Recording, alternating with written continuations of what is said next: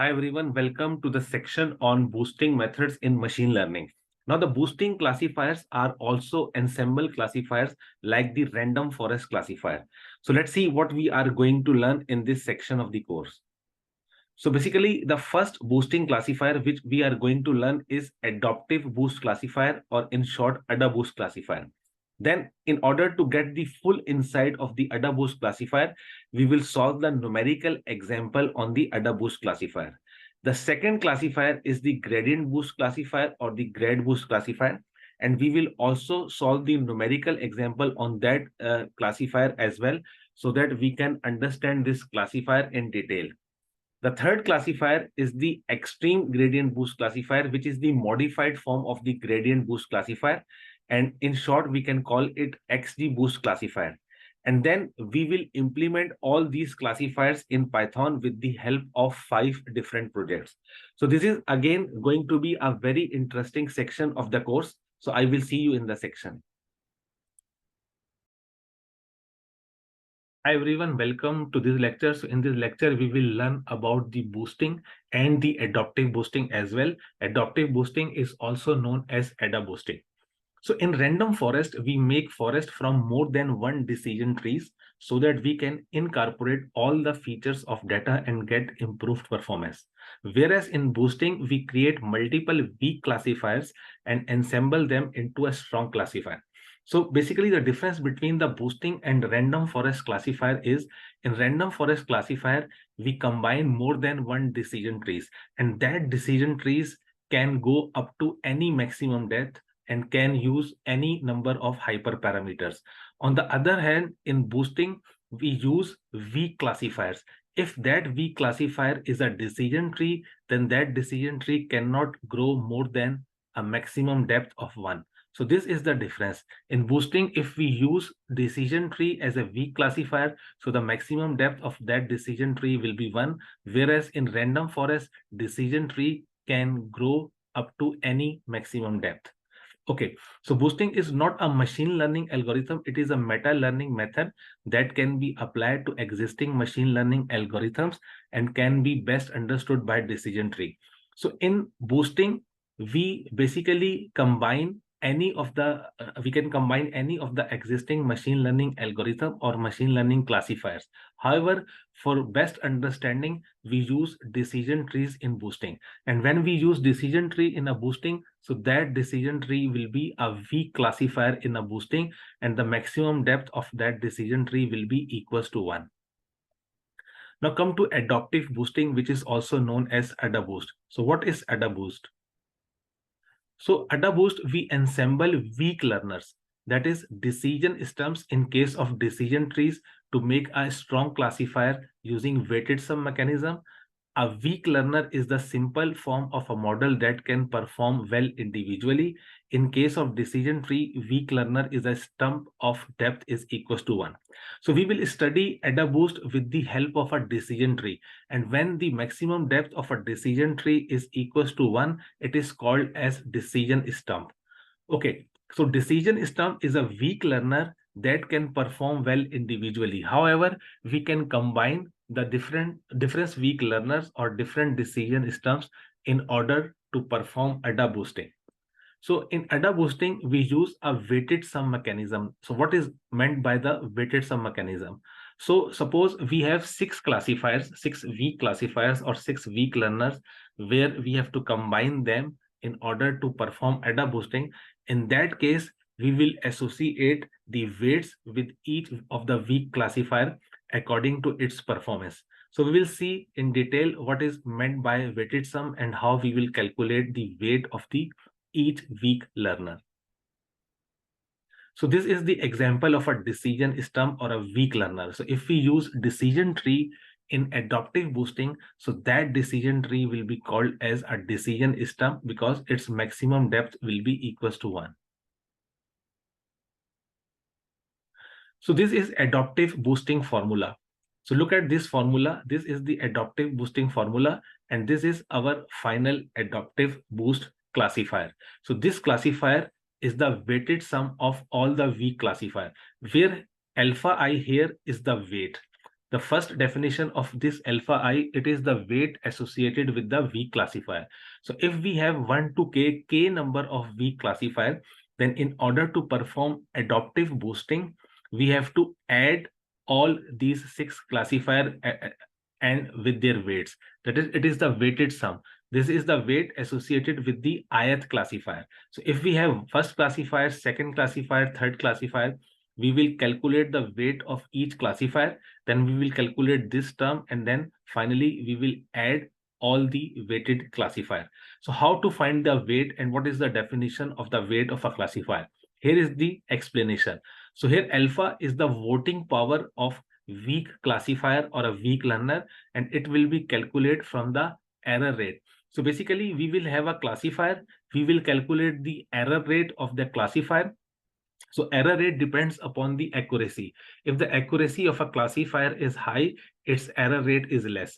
So we will calculate the error rate of a classifier. So from error rate, we will calculate the voting power of the classifier. That voting power of the classifier is called the weight of the classifier. It is the weight of the classifier. It is not the weight of a data sample or a data feature. This is the weight associated with the classifier, and it is also known as the voting power of the classifier, and it will be calculated from the error rate. Okay, smaller the error rate, higher will be the voting power of a classifier. So if this classifier performs well, so the weight associated with that classifier will also be high. So in theory, HX can be any machine learning algorithm. However, for decision trees, this is a simple tree of depth 1.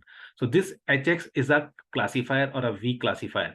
We can use any machine learning algorithm in order to create this weak classifier.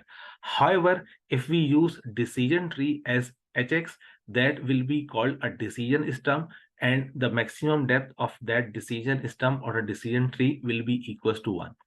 So this is the boosting formula which we will use in order to perform the adaptive boosting. So look at the step of the adaptive boosting algorithm. Let's understand the adaptive boosting algorithm in detail here. So what is the first step? In the first step, we will assign equal weights to all samples. Now this weight is the weight of a data sample. If we have n samples, then the weight associated to each sample is 1 by n.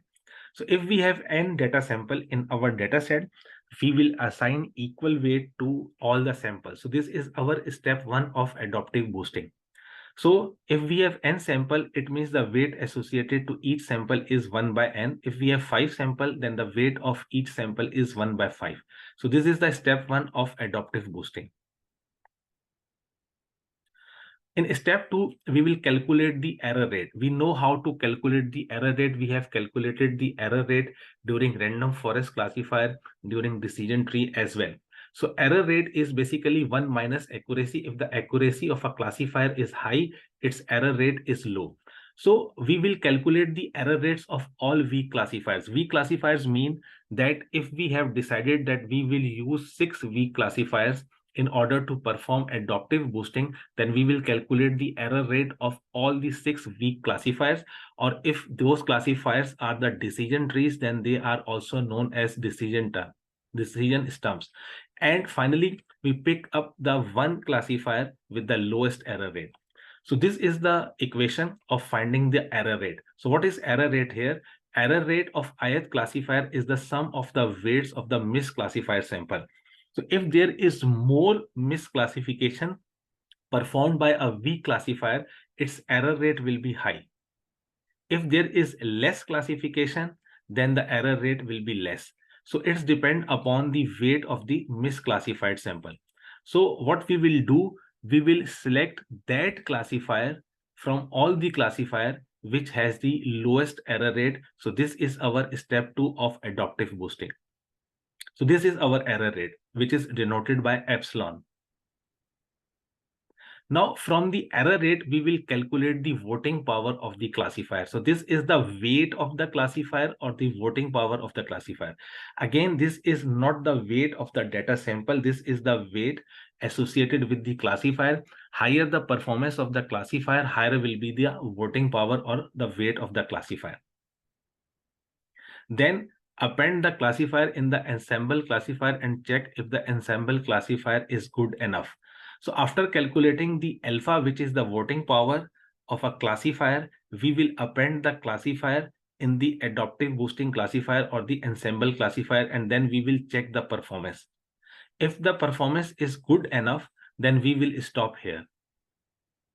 So step 5 will be, if the performance is not good enough, then we have to update the weights by the equations shown below.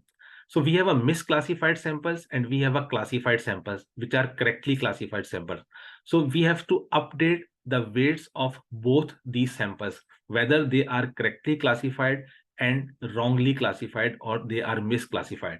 So in step 1, if you remember, we assign equal weights to each of the sample. Now, what will happen when we perform classification? Few of the data samples will be classified correctly and few of the data sample will be classified wrongly. That is, they will be the misclassified sample. So after that, we have to update the weights associated with the correctly classified sample and the wrongly classified sample or the misclassified sample. So this will be our step 5 of the adaptive boosting algorithm. So in step 6, we repeat from 2 to 5 until optimal performance is achieved. So in step 5, we update the weights. After updating the weights, we again starting from the step 2. In step 2, we will again calculate the error rate of the classifiers. Based on the error rate, we will calculate the voting power and we will reach up to the step 5. So we keep on performing the classification, we keep on repeating the adaptive boosting algorithm until the optimal performance is achieved. So these are the 5 important steps in adaptive boosting algorithm. So I hope you have understood the basic concept of the boosting and the basic concept of adaptive boosting, and you also have learned how adaptive boosting is performed in 5 steps. So in the next lecture, I will again explain adaptive boosting algorithm in detail with the help of numerical example. So I will see you there. Hi everyone, welcome to this lecture. So in this lecture, we are going to solve numerical example on adaptive boosting so that we can understand adaptive boosting in more detail. Okay, so this is the dataset which I am going to use for this numerical example. In that dataset, I have 5 data points or data samples, that is P1, P2, P3, P4, and P5. So here we are P1, P2, P3, P4, and P5. So they belongs to 2 different classes, that is positive class and negative class. So 4 points, that is P1, P2, P4, and P5, they belongs to positive class, and only P3 belongs to negative class here. Okay, let's start the adaptive boosting algorithm and complete all the steps of the algorithm. So the first step is to assign equal weights to all samples. Since we have 5 samples, therefore the weight assigned to each samples will be 1 by 5.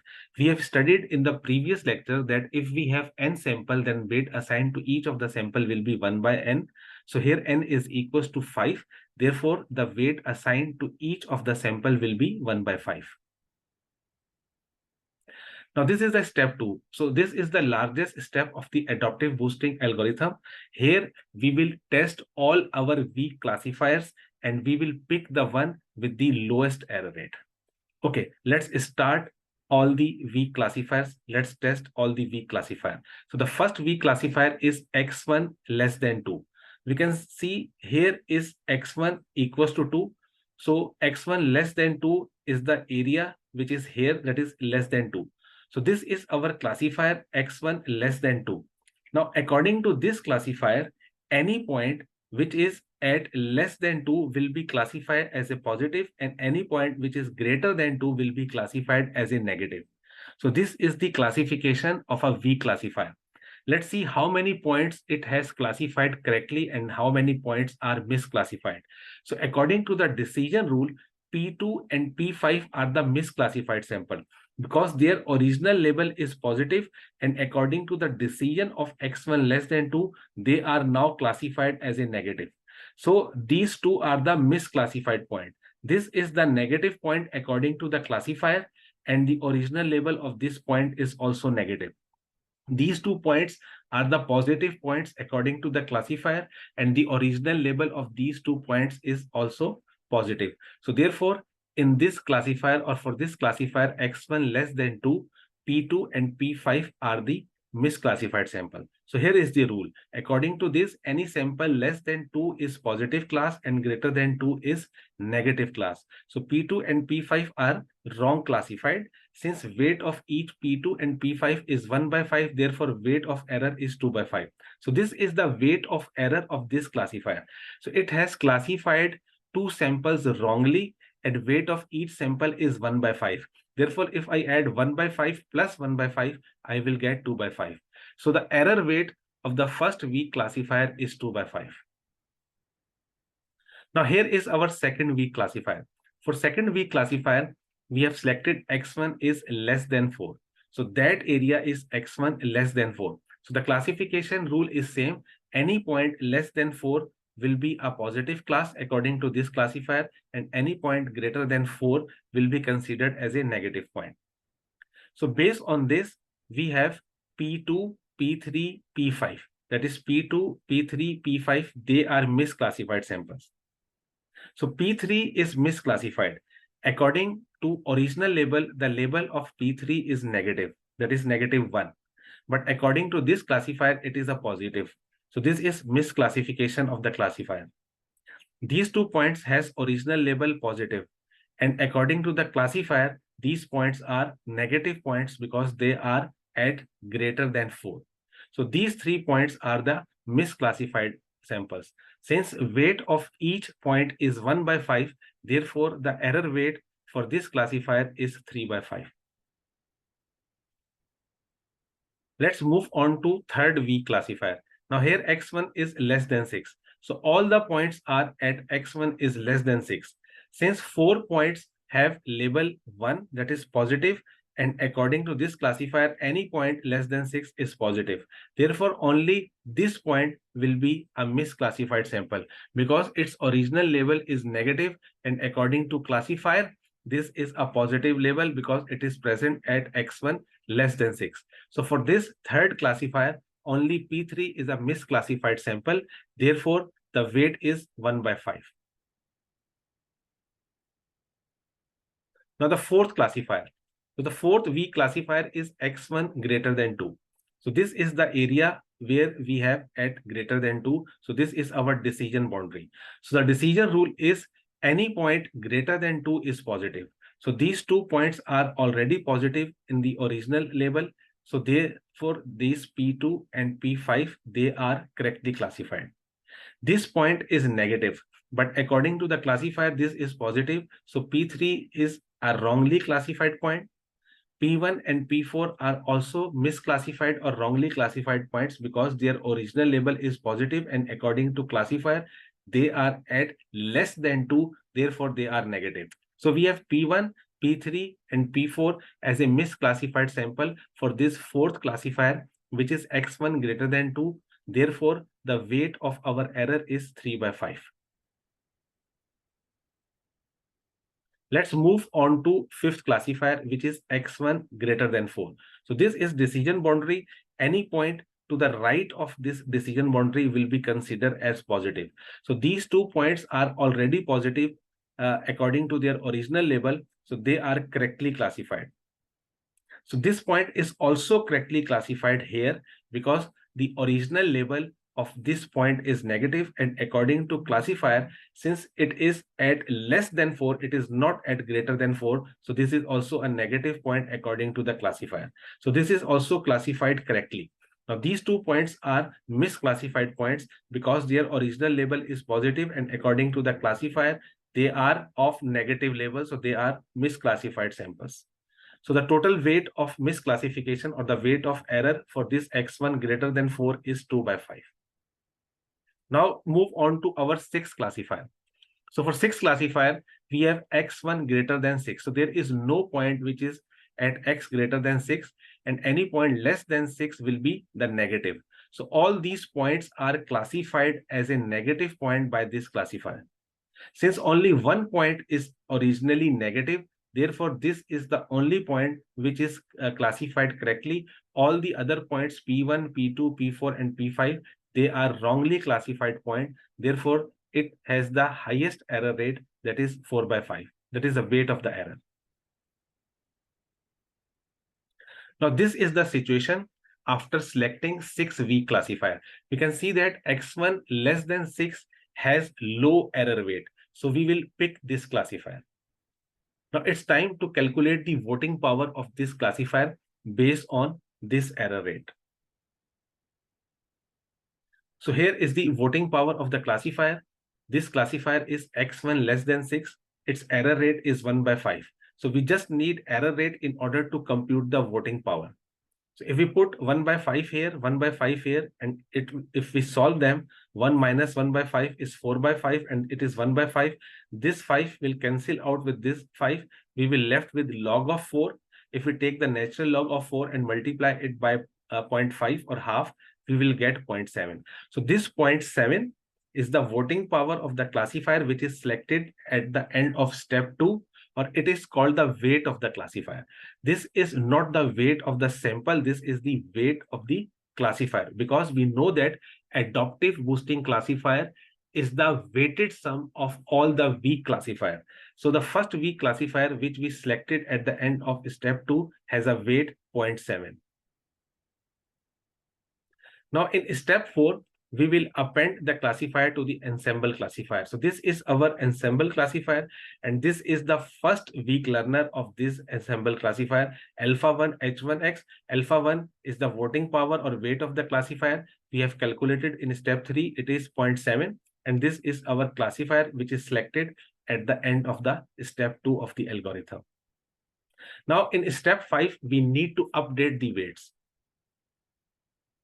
Now for weight updation, we have two different formula, or we have two different equations.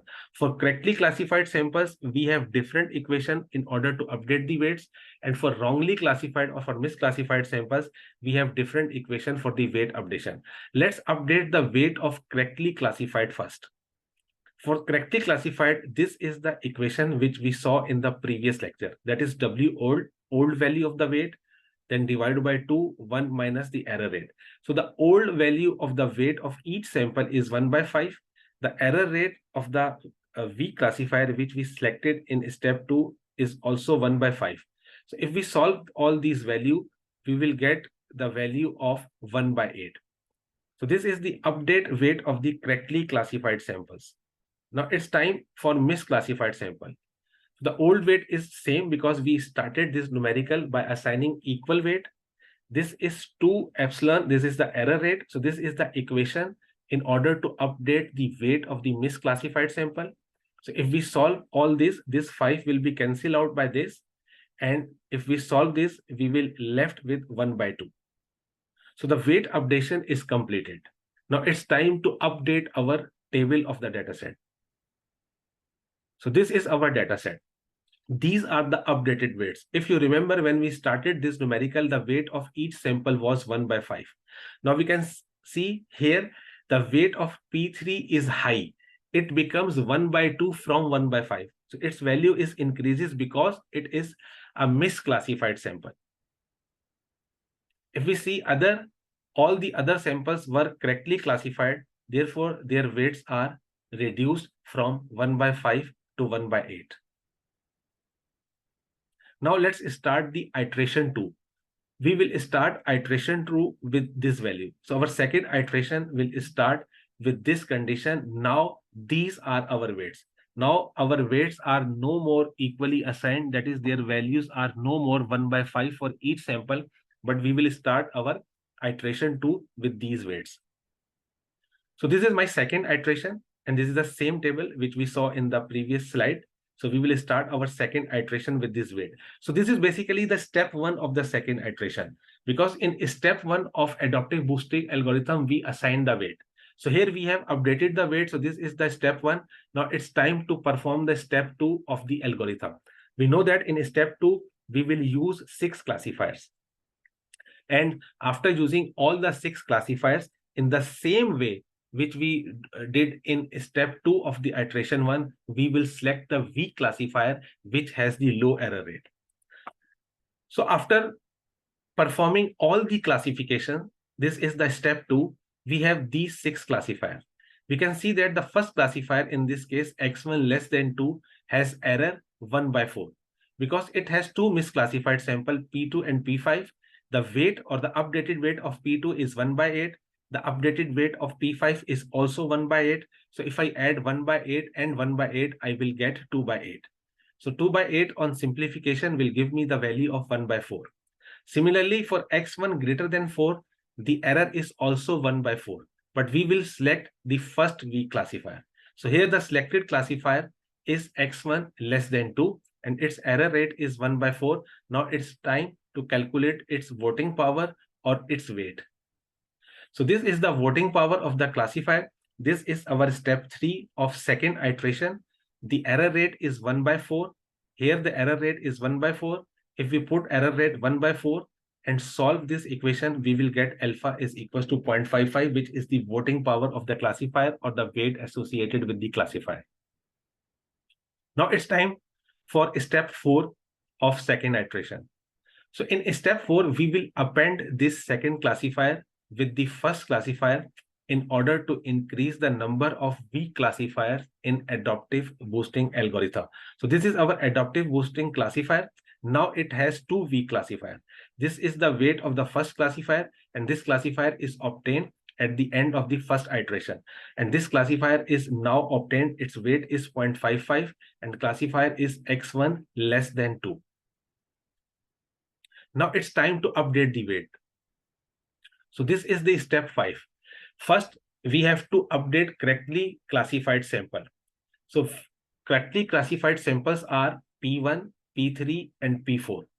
So first we will update P1 and P4 because their weight is same, that is 1/8.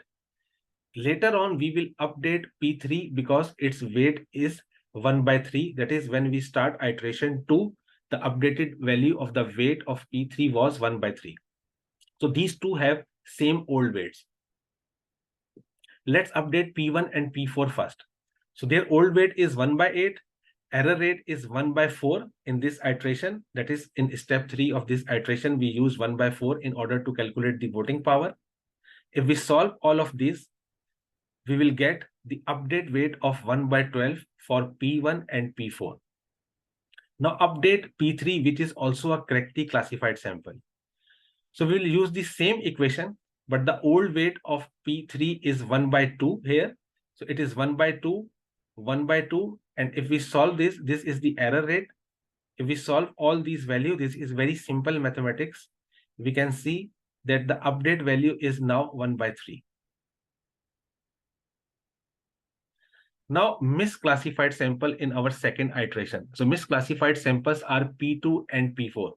We know that in this second iteration, we selected the weak classifier, which is x1 less than 2. So these were the two samples which were misclassified. So their weights were 1/8. So we need to update the misclassified sample. We know that the updation weight of a misclassified sample, the equation is different from the update weight equation of the correctly classified sample. Here we have W old, that is old value of weight divided by 2 times of error rate. So if we put this value and solve, we will get the update weights for P2 and P5 is equals to 1/4. Now it's time to make another table. So this is at the end of the iteration 2. These are our data samples, these are their classes, and these are our updated weights. So our iteration 3 will start from here. So here we are starting our third iteration. These are the weights from where we are going to start our third iteration. So our first iteration started where the weights associated with each sample was same, that is 1/5. So at the end of first iteration, we updated the weight, and also at the end of the second iteration, we updated the weight. So these are the updated values of the weights, and now it's time to start the third iteration. So in third iteration, we did the same as we did in step 2 of first iteration and second iteration. That is, we use 6 same classifier. This time, the classifier which we are going to select is x1 greater than 4. It has two misclassification, P1 and P4.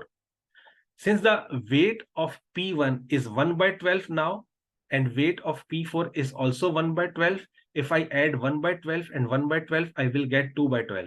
On simplification, I will get 1 by 6. So 1 by 6 is the error rate of this classifier, which we have selected in the third iteration. Now, in step 3 of the third iteration, we will find the voting power of this classifier. So this is the voting power of this classifier, which is alpha is equals to 0.8. We use the same equation of the voting power, which we have seen now many times. This is the error rate 1 by 6. This is also the error rate 1 by 6. If we solve all this mathematics with the natural log, we will get 0.8. So this is the voting power of our classifier in the third iteration, or it is the weight of the classifier in the third iteration. Now it's time to ensemble the classifier. Now this is our third classifier, that is the classifier which we have selected in our third iteration of the numerical. This is the weight associated with the classifier, and this is the classifier itself, which is x1 greater than 4. So that was the classifier which we selected at the end of the first iteration.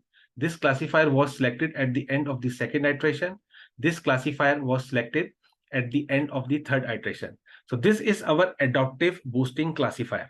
So we can see that AdaBoost classifier is the sum of the weighted sum of all the classifiers. So it is the weighted sum of the weak classifier.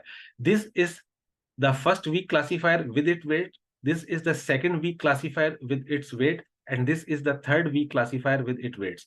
So adaptive boost classifier or AdaBoost classifier is the weighted sum of the weak classifier. Now we have appended 3 weak classifier till now with the AdaBoost classifier. Now the question is whether we need to go for the iteration 4 or not. So the answer is we can stop here. The reason is by using these 3 classifiers, we have classified all the data sample at least at once correctly. That is, we have only 5 data sample in this data. Okay, with x1 less than 6, the misclassified samples were different as compared to x1 less than 2 and as compared to x1 greater than 4. So we correctly classified 4 samples with this classifier. We classified more samples with this classifier and similarly with this classifier. So there is no sample left in the data set which is not being correctly classified. Some of the points are correctly classified by this classifier, some are correctly classified by this classifier, and some of the points are correctly classified. So every point has been classified correctly at the end of the third iteration. Therefore, we can stop our numerical example here. So in this lecture, we learn how adaptive boosting classifier work with the help of a numerical example.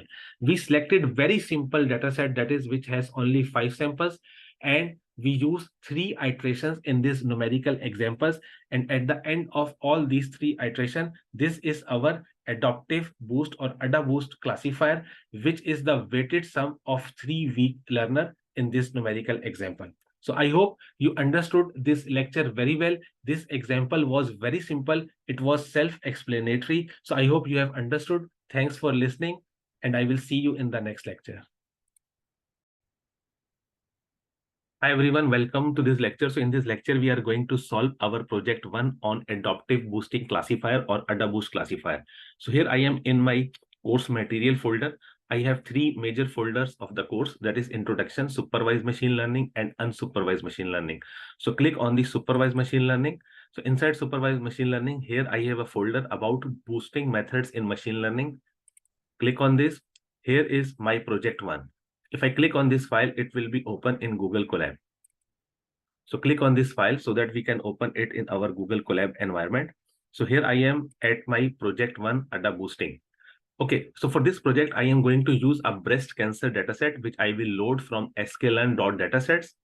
I also need pandas. I need NumPy, matplotlib. I need train test split, which I will import from sklearn.model_selection. And I also import from sklearn.matrix confusion matrix, F1 score, precision score, recall score, accuracy score, and confusion matrix display. Okay, let's run this cell to import all these important Python libraries. Now it's time to get the dataset. Since we have decided to use a breast cancer dataset in this particular project, so I am loading it from sklearn.dataset, and I am loading it in the form of data frames. Let's run this cell to see the data. So here is our data. This is the shape of our data. It has 569 rows and 31 columns. So out of 31 columns, the 30 columns will be used as a features, and the last column will be used as a label in this data set. Okay, now check if there is any null value in any of the column of the data set. So the command is df.isNull.sum. So we have seen that there is no null value in any of the column, and this data set is very clean. Okay, now it's time to extract features and targets. So for features, we are extracting all the column of the data set except the last.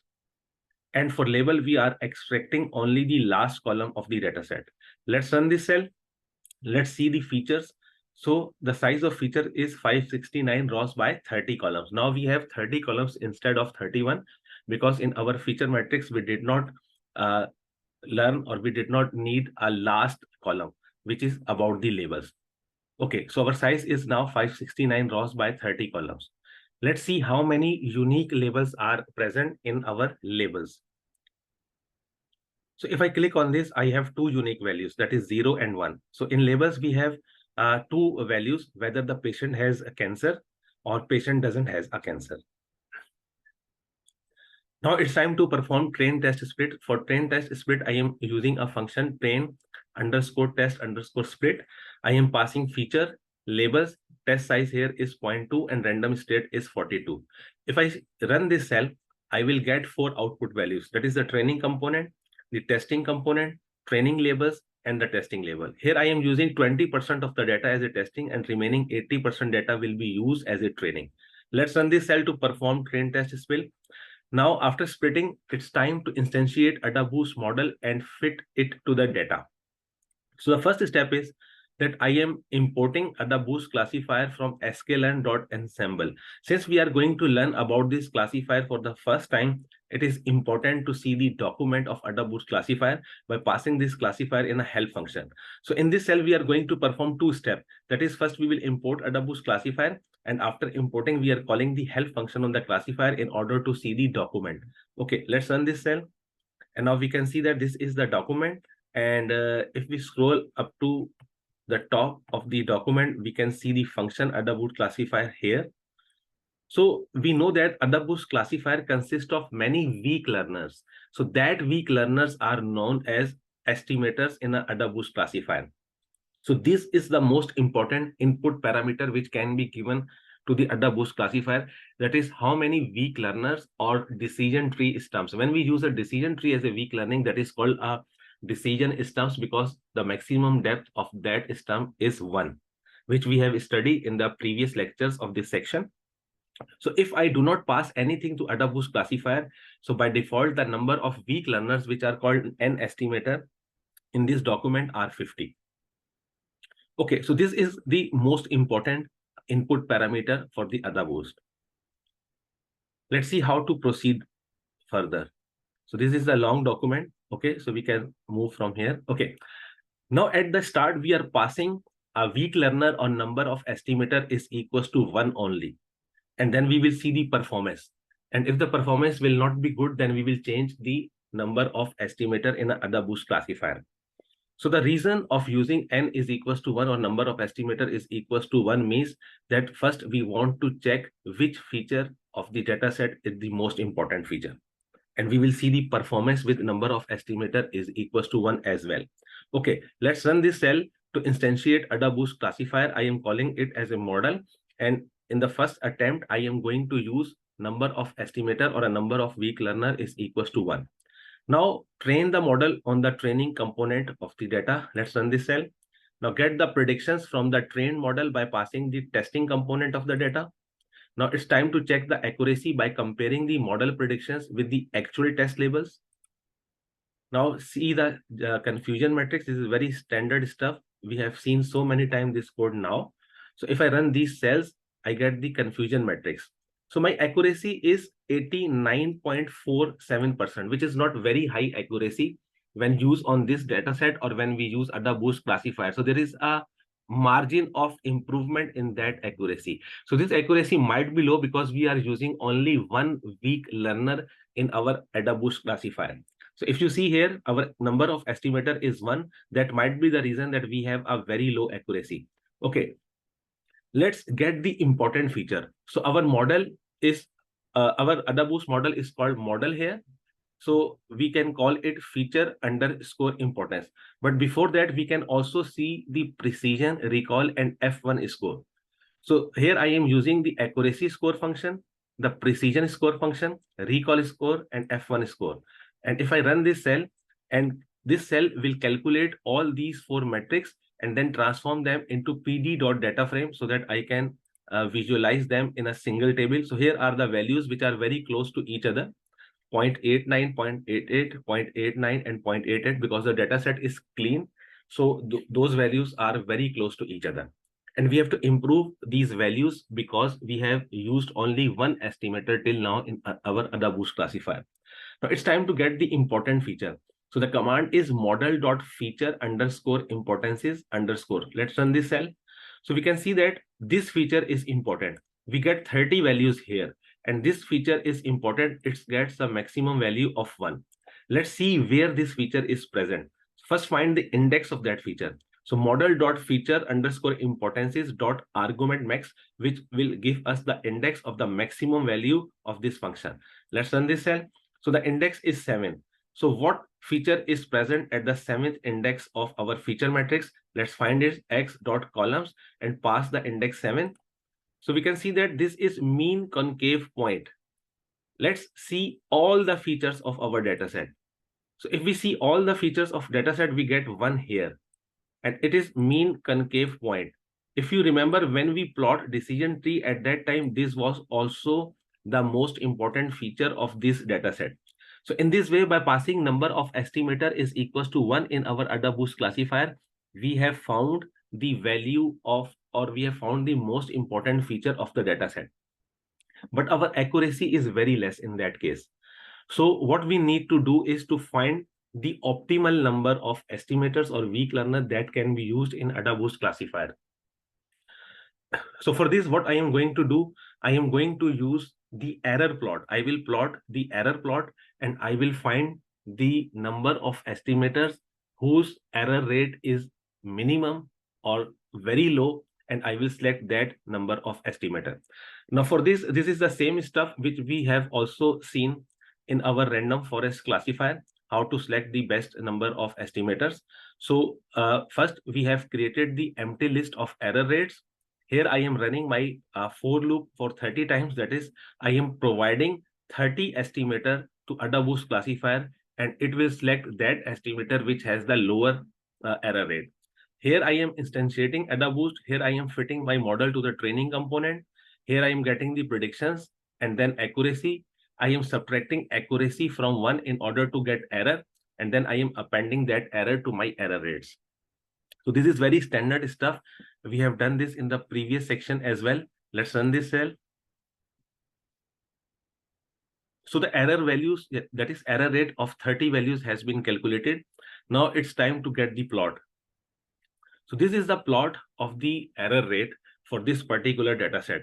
We can see that this is the minimum value. This also is the minimum value. This is the minimum value. So we have 5 different minimum values, but we will select the number of estimator with which we reach to the minimum value of the error rate for the very first time. So it is this value. Now count the number of estimator. It is 1, 2, you can simply count the marker, 3, 4, 5, 6, 7. So the number of estimators are 7. Let's put number of estimator is equals to 7 in our AdaBoost classifier, and now see the performance of the classifier. Let's run this cell. We call it model again. Fit this model to the training component. After getting the training, the model is ready to give us the prediction from the testing component of the data. Let's get the prediction from the model. And now it's time to observe the accuracy. So the accuracy will be by comparing how many predicted labels are equal to the actual test labels. Let's run this cell. So now accuracy is 98.25. If you remember, our accuracy previously was 89 point something.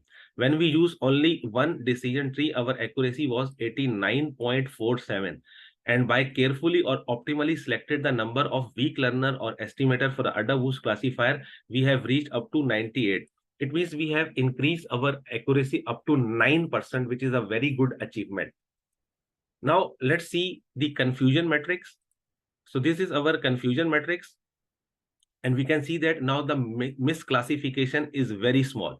We know how to read the confusion matrix. We know the values along the principal diagonal indicates the correct classification of the sample. So this is correct classified sample, and this is also, these are the misclassified sample. So here in this cell of the confusion matrix, there is no misclassification, and here there are only two of the data samples which are misclassified. That's why our accuracy is very high, that is more than 98%. Okay, similarly, we can check the metrics as well, and we can see the precision, recall, accuracy. So we can see that all values are close to 98%. So in this lecture, we learn, or in this project, we learn how to use AdaBoost classifier in Python. We see that if we want to find the most important feature of the dataset, we have to put number of estimator is equals to 1. By putting number of estimator is equals to 1 in the AdaBoost classifier, here we can see we put number of estimator is equals to 1. We are able to find the best feature of the dataset, which was mean concave point. After that, we decided to improve the performance of AdaBoost classifier. We plot the error rate plot, and we get that when the number of estimators are equals to 7, in that case, we have the chance to get the maximum performance from the AdaBoost classifier. So we put number of estimator is equals to 7. With number of estimator is equals to 7, we achieved the maximum performance from the AdaBoost classifier on this dataset. So I hope you understood this project. Thanks for listening, and I will see you in the next project. Hi everyone, welcome to this lecture. So in this lecture, we are going to solve our project 2 on AdaBoost classifier. So here I am inside my course material folder. I have three major sections of the course: introduction, supervised machine learning, and unsupervised machine learning. Click on the supervised machine learning. So inside supervised machine learning, I have boosting methods in machine learning. Click on this folder. So inside the folder, I have a project 2. So if I click on this file, it will be open in Google Colab. Let's click the file. So here I am in my project 2. Now for project 2, I need NumPy, Matplotlib, I need train test split. I also need AdaBoost classifier, which I will import from sklearn.ensemble. Similarly, I will import confusion matrix, F1 score, precision score, recall score, accuracy score, and confusion matrix display from sklearn.matrix. So I need all these libraries. Let's run this cell to import them. Now it's time to get the data. Now, student, in this particular project, we are going to use Titanic train dataset. So that dataset is present inside our folder. We know that if we have to read a dataset which is inside the folder, we need to mount the drive and we need to set the path. Now, it's time to mounting the drive. So from here, we can mount the drive. So click on this. Now they are asking for mounting the drive. Let's run this cell. They will ask for the permission. So we have to allow them.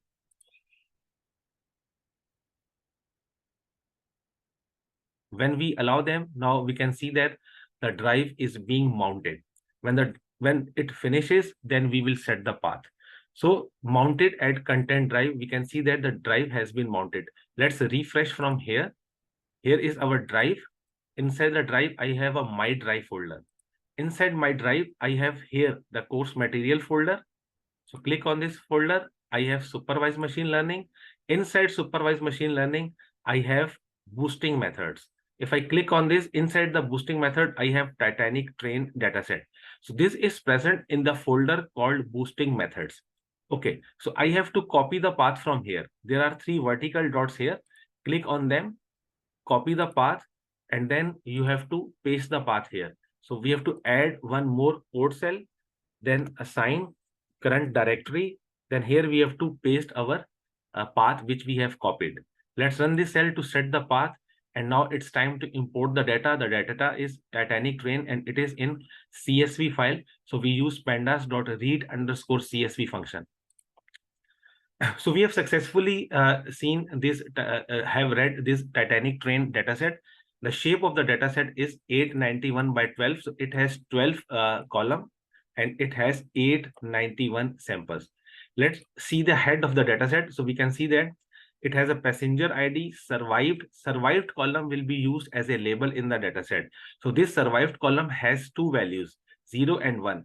0 mean whether if the passenger died, it will be assigned a 0. And if a passenger survived after the accident, it will assign a label 1. Okay, then we have a passenger class, name of the passenger, sex, age, sibling and spouse, parents and children, ticket, fare, cabin, and embarked. Okay, so we have quite a few number of features here or the columns here. Now, what we can do is to drop the irrelevant feature. So if we see the passenger ID, name, ticket, and cabin, these are irrelevant features because they are not influencing the survival of the passenger. Okay, so let's drop these features along the column and we want to make it a permanent change. That's why in place is equals to true. Okay, let's run this cell. Now check for the null values if there are any null values in the data set. So we can see that we have a null value in the age column and we have a null value in the embarked column. So age column is the column which has numerical values. If we see here, this column has a numerical value. So what we can do with that particular column, that we calculate the mean value of the column and replace the null values in that column with the mean value of the age. So here we are calculating the mean value of the column age, and here we are filling the null values present in the column with the age, with the mean value of the age. And we want to make it a permanent change. That's why in place is equals to true. So if I run this cell, the problem of the null values in the column age will be solved and all the null values will be replaced by the mean value of the column. Let's run this cell. And now we can see if there is any null value. Now the null value problem with the age column is solved and only the null values are present in the embarked column. So this is a categorical feature, the embarked. If we see here, embarked has a value SC. S is for Southampton and C is for Cherbourg. So we can drop those rows where we have the null values. So here we are not going to treat the null values, but we are going to drop the column, drop the rows containing the null values. So the command is train.drop in place is equals to true. So we have drop here and now we can check all the null values again. So we can see that the survived is equals to false. So there is no more null value present in our column. And if we now check the train.head, we can see that this is our data set now. We have dropped the irrelevant features and we have solved the problem of null values. Now, next challenge is that we have two categorical features here. Sex, the values are male and female, and we have embarked where the value are S, C, and Q. S for Southampton, C for Cherbourg, and Q for Queenstown. Now we have to create the dummy variables for these two columns. We know from the section of data pre-processing how to create the dummy variables, and after creating the dummy variables, we have to drop the first column of the dummy variable for each categorical feature in order to avoid the multicollinearity. So here I am going to create the dummy variable of a sex column and I am calling it as a sex, and the embarked column and I am calling it as a embark, and I am dropping the first column. That's why I have written drop underscore first is equals to true. Let's run this cell. Now it's time to add dummy variables to the original data. So here we have created the dummy variables. Now it's time to concatenate those dummy variables to the original data. So our original data is called train and our dummy variables are sex and embarked. So here I am going to concatenate them. Okay, let's run this cell. So we have successfully concatenated the dummy variable to our original data. We can see at the last, we have a dummy variable male Q and S. Q for Queenstown and S for Southampton. Okay, since the dummy variable for the columns sex and embark have been created, therefore it's time to remove them from the original data set. So here we are dropping sex and embark because their dummy variables are created, and in place is equals to true. We want to make it a permanent chain in our data set. So we have run this cell to drop sex and embarked column, and now this is our data set. So this is the final form of the data set. This is the cleanest form of the data set because we have dealt with the irrelevant feature, we have dealt with the null values of the data set, and we also have dealt with the categorical features. So after dealing with three challenging things, now our data set is clean and it's time to extract features and label. So for features, I am extracting all the columns except the survived column. So survived is present at the first here. So what I am going to do, I am just dropping this column and I am retaining all the rest of the column. So in this way, I will get all the columns in my feature matrix. But for label, I only need the survived column. Therefore, I am reading the survived column here. Let's run these two cells in order to extract features and labels. Now it's time to perform train test split. For this, I am using a testing size of 20%, that is 0.2, and rest 0.8 or 80% data will be used as a training. Let's run this cell to perform a train test split. After performing a train test split, I can see the shape of the testing data. The shape is 178 by 8. Okay. Now, after splitting, it's time to use the AdaBoost classifier now. So before using the AdaBoost classifier, I want to get the optimal number of weak learners or estimator that could be used in order to get the best performance from the AdaBoost classifier. For this, I am going to get the error plot. So here I am passing the 20 different values to my AdaBoost classifier, and it will calculate the 20 error rate, and I will select that number of estimators for which the error rate will be minimum. So that is the same code which we have used in our previous project on the AdaBoost classifier, that is the project 1. Let's run this cell to get the 20 values of the error rate, and here I am getting the error rate plot. So we can see that we have a minimum value here, we also have a minimum value here, and we have 4 minimum values here. Now the thing is that we need to take this value, and the reason is this is the value, this is the minimum value to which we reach for the very first time. So let's count the number of estimator, 1, 2, and 3. It means according to this error plot, if we put number of estimator is equals to 3, we will get the optimal performance from the AdaBoost classifier. So let's use number of estimators is equals to 3. So here I am instantiating my AdaBoost classifier with number of estimator is equals to 3, and I am calling it as a model. Now it's time to fit the model on the training component of the dataset. So here I am fitting my model, and then I am getting the predictions from the trained model by passing the testing component of the data to the model. And now it's time to get the accuracy from the model. So here I am comparing the predicted values with the actual test values. Let's run this cell.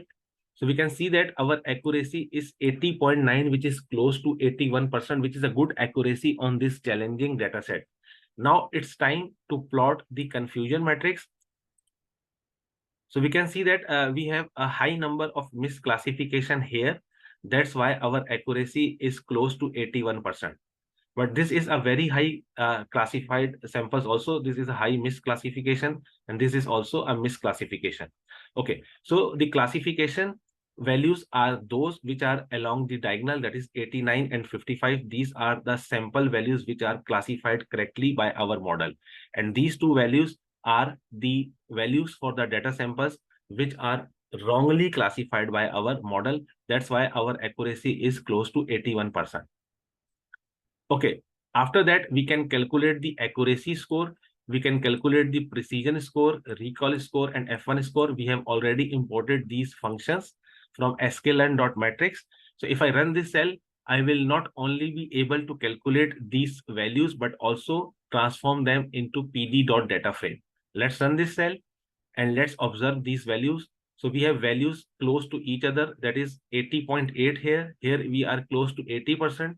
Here this is also 80.6% and here it is 80.2% nearly.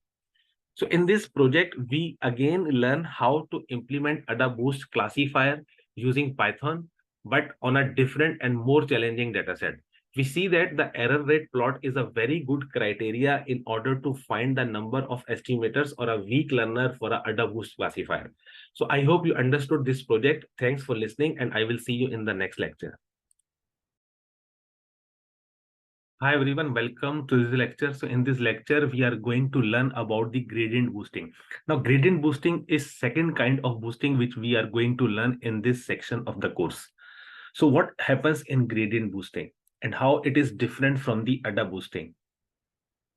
So in gradient boosting, learning takes place by optimization of a loss function using gradient descent. So with this point, we can already understand that what is the difference between the gradient boosting and ADA boosting.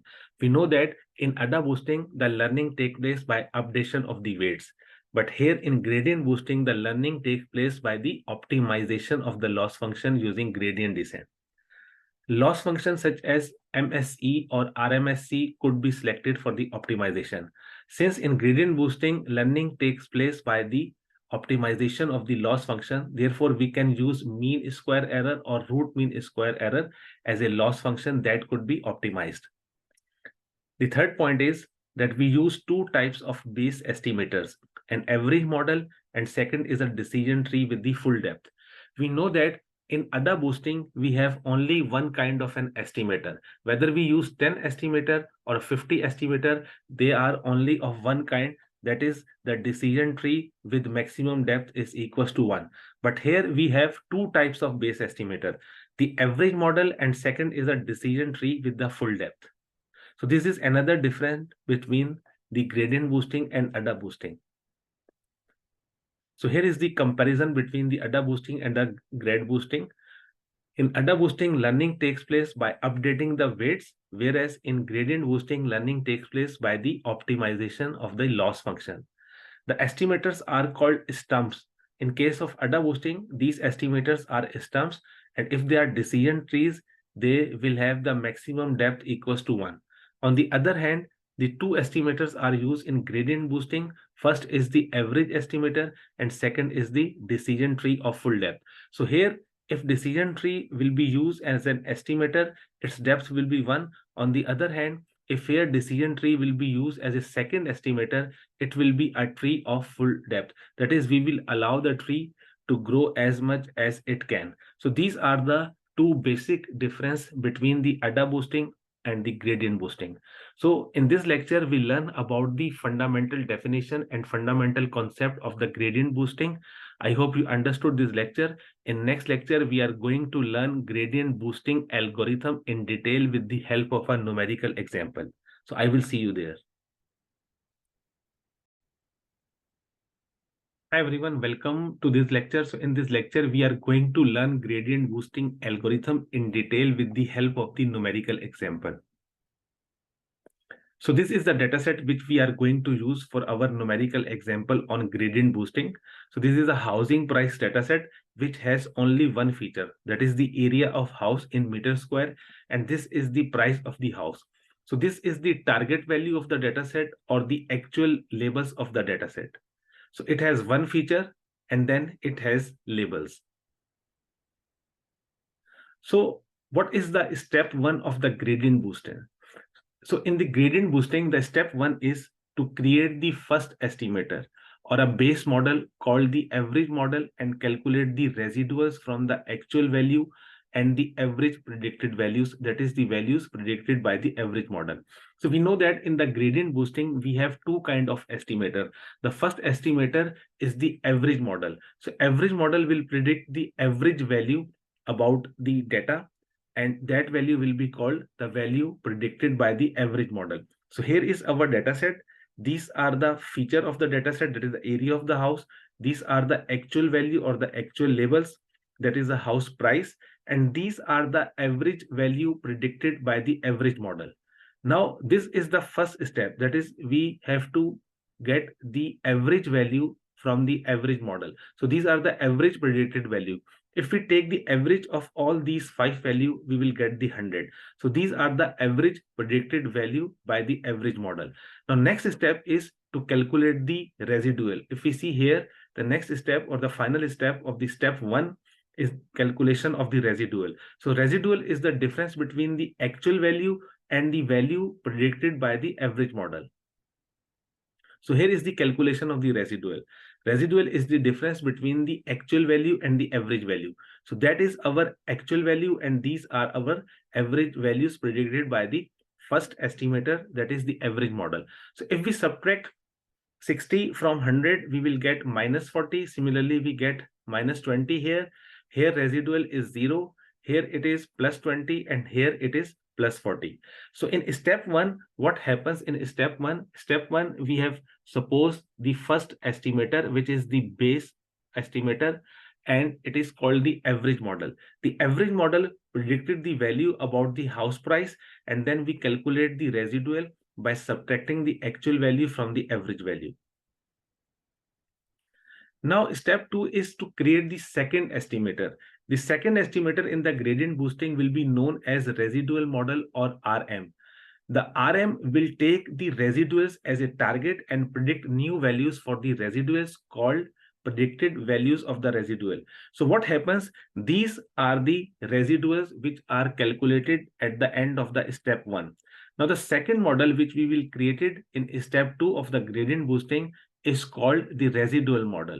The residual model will take these residuals as actual value or the target value, and it will generate its predicted value against these target value. So look at this table. So these residuals which were calculated at the end of step 1 becomes the target value for the residual model, and against these target value it has predicted some values. So that predicted values are called the predicted values of the residuals.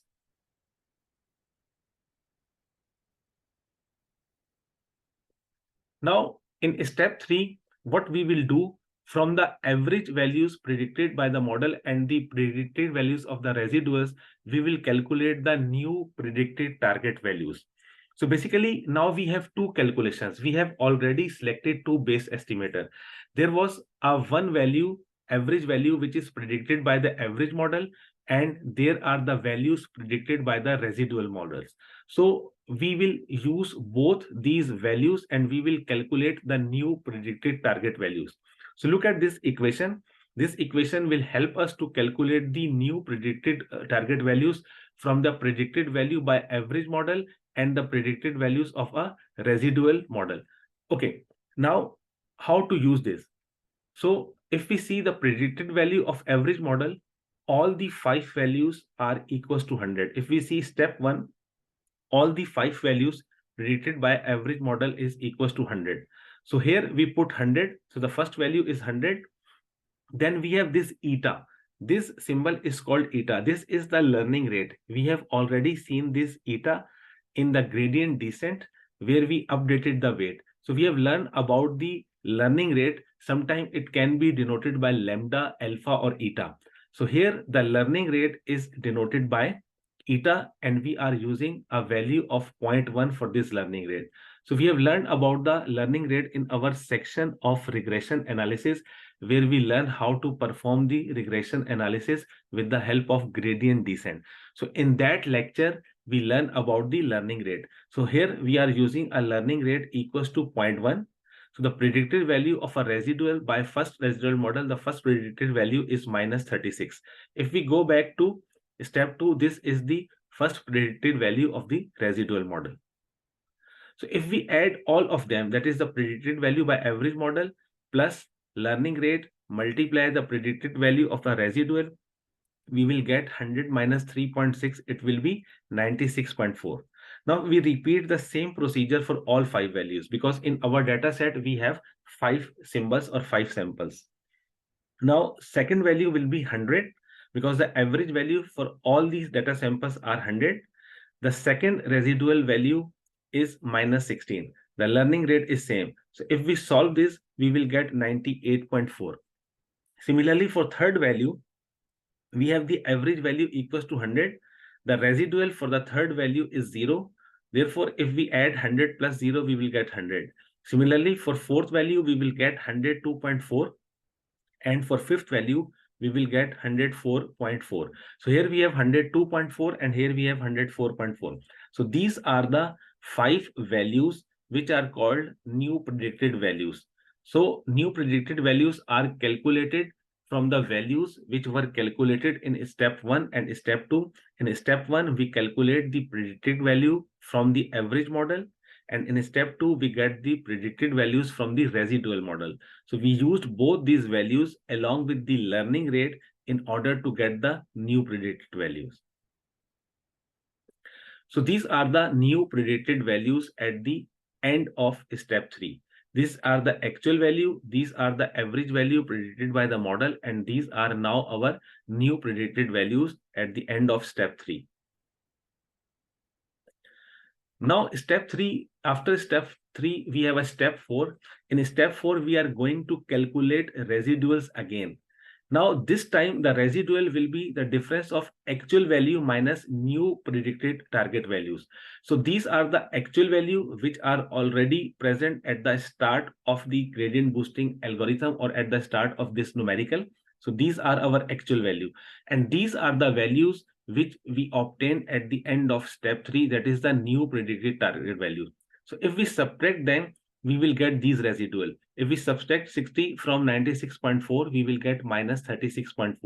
Similarly, if we subtract 80 from 98.4, we will get minus 18.4. Similarly, if we subtract both hundreds, we will get 0. And here are the result of these two subtractions. Okay, so this is our step 4 where we have obtained another value of the residuals. Now, what will be the step 5? You can guess easily. Now we have the residuals. Whenever we have a residuals, if you remember, we have the residuals at the end of the step 1. So we selected another residual model in order to get the predicted value of these residual. Similarly, in step 5, what we are going to do, we will select the second residual model.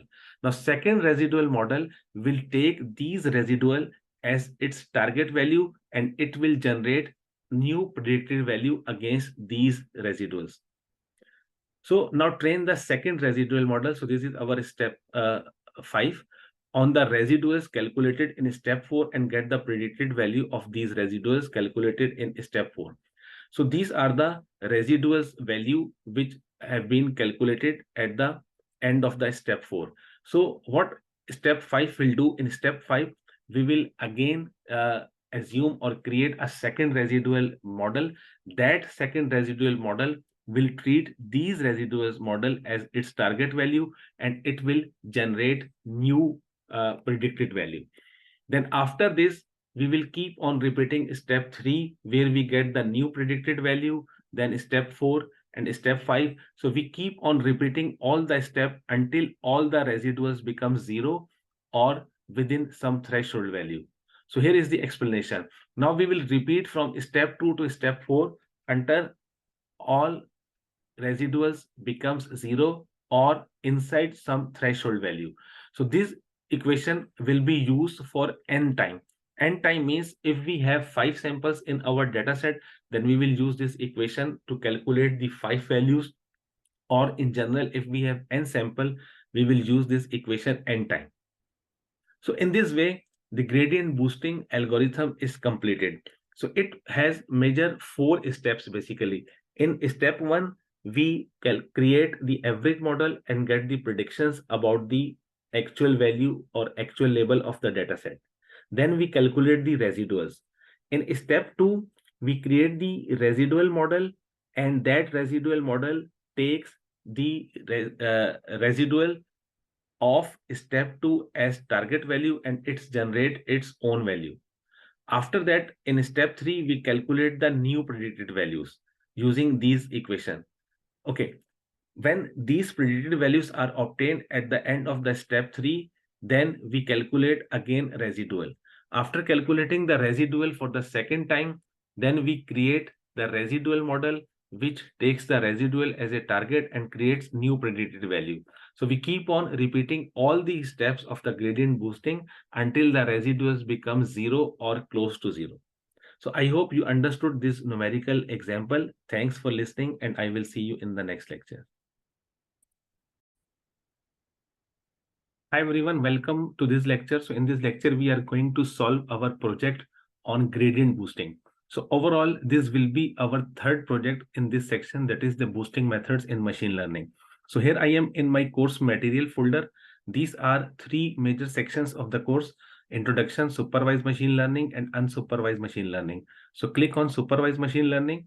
Inside supervised machine learning, I have here boosting methods in machine learning. Click on this folder. Now, inside this folder, I have my project 3 of the section, which is about the gradient boosting. So basically in this project, we are going to learn how to implement gradient boosting in Python.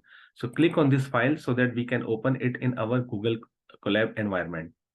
So here I am at my project 3. So for my project 3, I am going to use a breast cancer dataset, which I will load from sklearn.dataset. I will also import pandas as PD. I also need NumPy for this project. I also need matplotlib, and I also need a function train test split, which I will import from sklearn.model_selection. Similarly, from sklearn.matrix, I will import confusion matrix, F1 score, precision score, recall score, accuracy score, and confusion matrix display. Okay, let's run this cell in order to import all these Python libraries. Now it's time to get the data. So we are getting the breast cancer data from sklearn.dataset, and we are going to get this in the form of data frames. Let's run this cell to see the data. So this is our breast cancer data. We can see that it has 569 rows, that is 569 samples, and 31 columns. Basically, it has 30 features. The last or the 31st column is the target column or the label column. If we see here, the last column is a target and it has two values, 0 and 1. Now check if this dataset has any null value. So we can see that this dataset does not have any null value. There is no null value in any of the column of the dataset. Okay, so the dataset is clean. Now it's time to extract features and target. So all the column present in the dataset will be taken in the feature matrix except the last column, which is the target, and the last column will be used in the labels. Okay, so let's run this cell to extract the feature matrix and label from the dataset. Let's see the feature matrix. So this is the feature matrix, and we can see that the size of the feature matrix is 569 by 30. That is, we have 569 rows and 30 columns. Okay, let's see how many unique value are present in Y or in our target column. So we already have extracted Y here. Let's see how many unique values have. So we have two unique values, 0 and 1. That is, 0 means a patient does not have cancer and 1 means a patient has a cancer. Okay, now performing train test split. So for train test split, we are going to use a function train_test_split. And here I am passing two input parameters, that is X and Y. X is my feature matrix, Y are my labels. And here I am using a testing size is equals to 0.2. 0.2 means 20% data will be used as a test and remaining 80% will be used as a training component. Okay, let's run this cell to perform train test split. Now it's time to instantiate the gradient boosting model and fit it to the data. Now in the first step, we are going to import gradient boosting classifier from sklearn.ensemble. We know that it is an ensemble network, therefore we will going to import it from sklearn.ensemble. After that, we will pass this gradient boosting classifier in a help function in order to see the document about the gradient boosting classifier so that we can see what are the important input parameters that can be given to the gradient boosting. Okay, let's run the cell to import the gradient boosting and to see the important parameter of the gradient boosting classifier.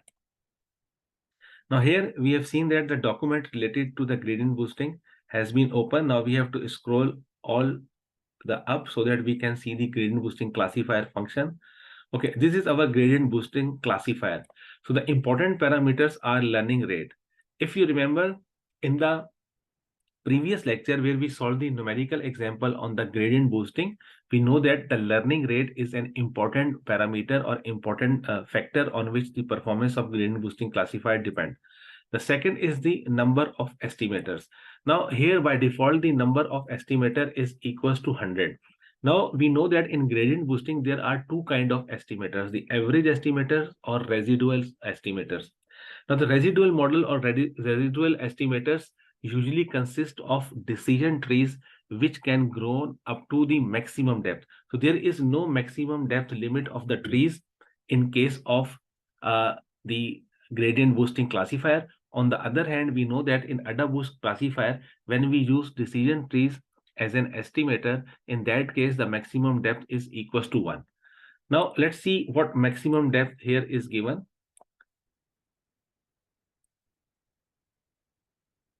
So if we see here, the maximum depth is equals to 3.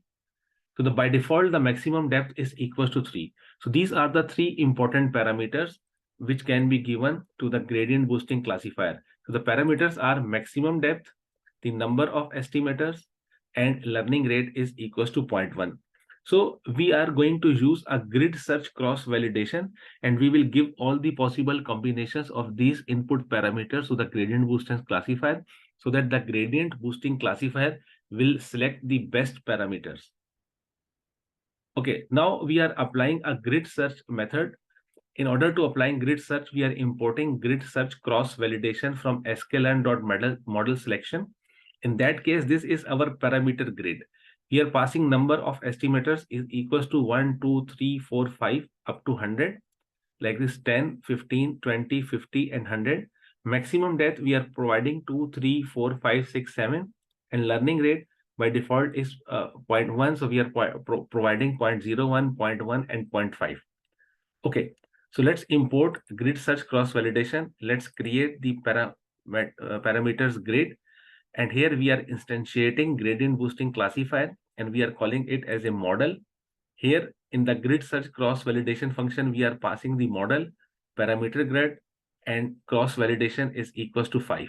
Let's run this cell to get the grid. Now fit the grid to the training components. And after that, we will find the best parameter from the model. So here, basically, the grid search cross validation has been started with the input parameters, number of estimator, and these are the possible combinations which we have given.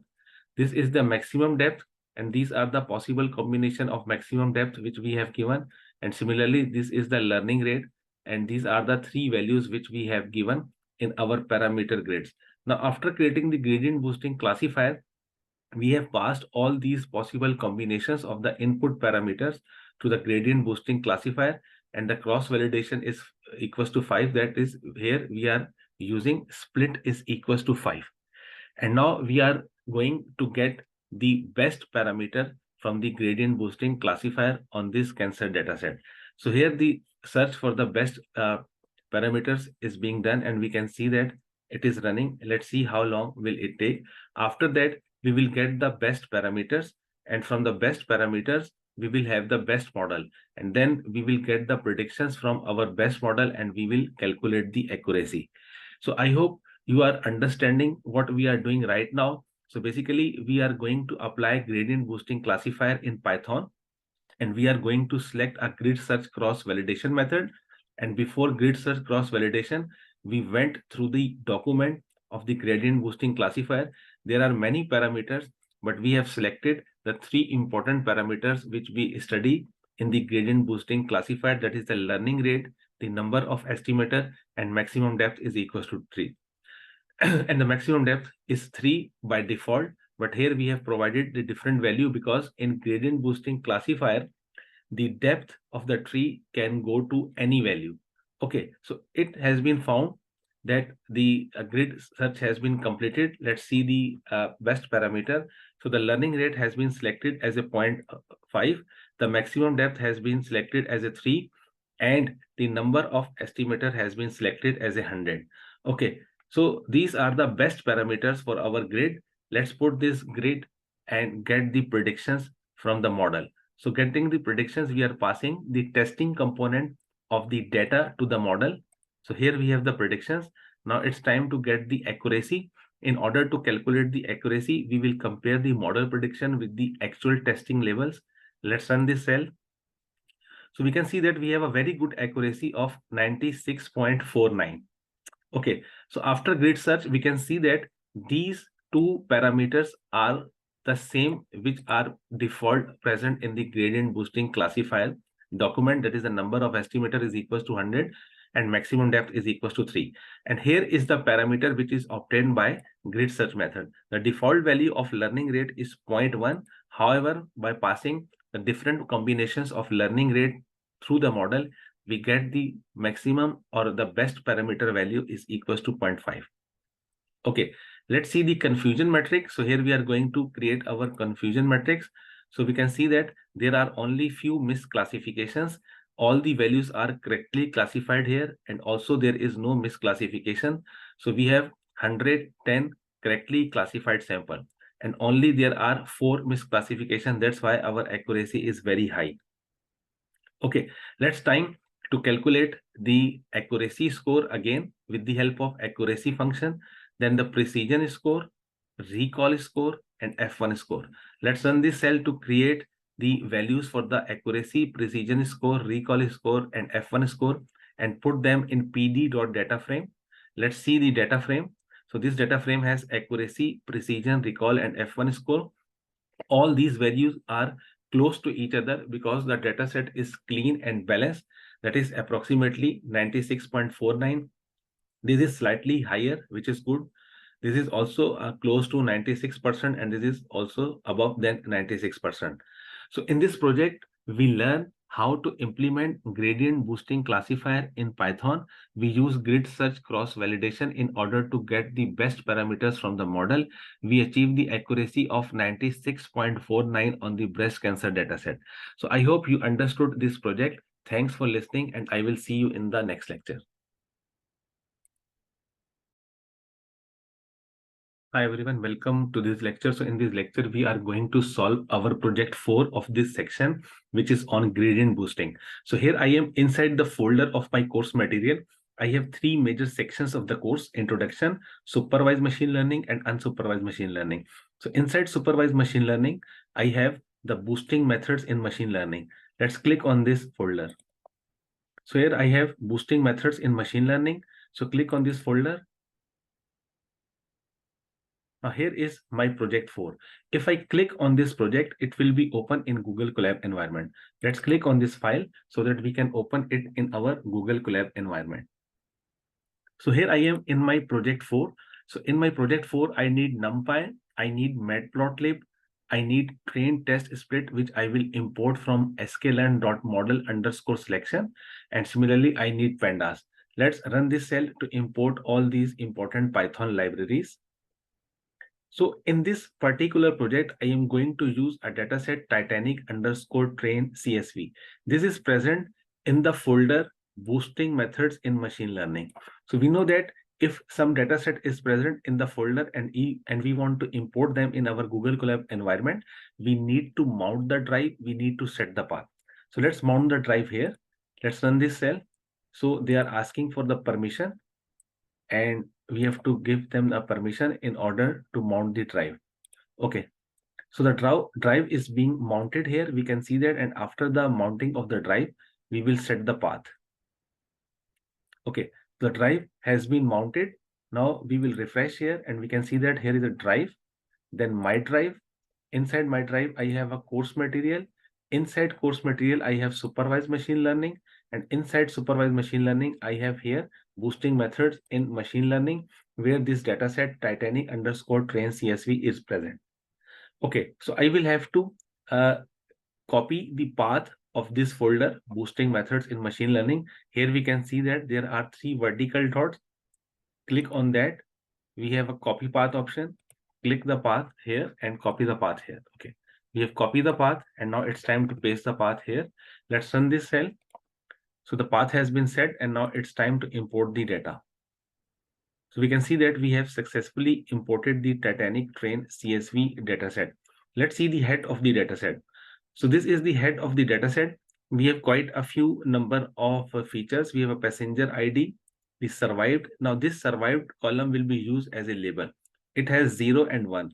So if the passenger died in Titanic accident, it will be assigned a label 0, and if it has survived, then the label 1 will be assigned.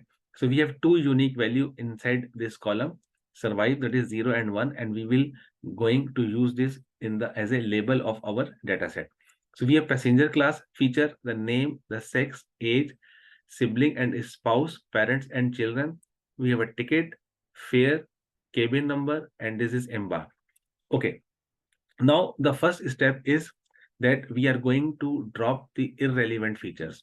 So the passenger ID, name, ticket, and cabin, they are considered as an irrelevant feature here for this data set because they are not influencing anything on the labels. Okay, let's run this cell. So we have removed those 4 column from the data sets, or 4 features from the data set, and now we are left with this form of the data set. Let's check the null value of the data set. So we can see that there are 2 columns or the 2 features where the null values are present. That is age column and the embarked column. Now let's deal with the age column first. Now age column has a numerical values. If we see here in age column, all the values are numericals. So what we are going to do here? So basically we are going to fill the null value in the age column by calculating the mean of the column and then replacing the null value with the mean. So here I am calculating the mean value of the column age, and then I am going to use a function train.fillna that is going to fill the null value with the average value of the column. In place is equals to true means I am going to make it a permanent change. Let's run this cell and now check the null values again.